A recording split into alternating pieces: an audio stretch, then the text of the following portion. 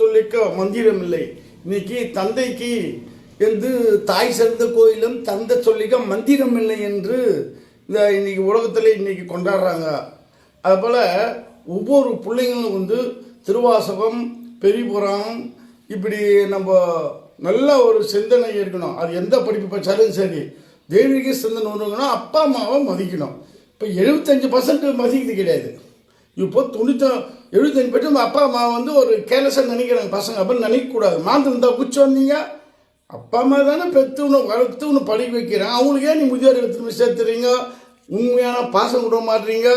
இதெல்லாம் நடக்கக்கூடாதுன்னு அப்படி நல்லா இளைஞர்களும் அப்பா அம்மாவை எல்லாம் சந்தோஷமாக அவங்க மனசு கோலாக இருந்தால் தந்தை சொல்லிக்க மந்திரமில்லை என்பது இதுதான்.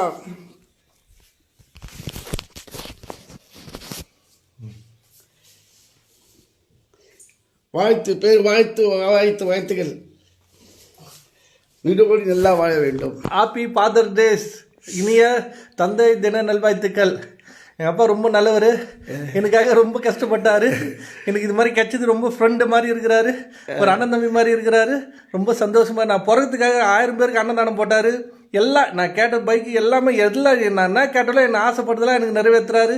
ரொம்ப நன்றி. ரொம்ப நான் நல்லா படிக்க வச்ச படிப்பு தான் அவர் படிக்கல.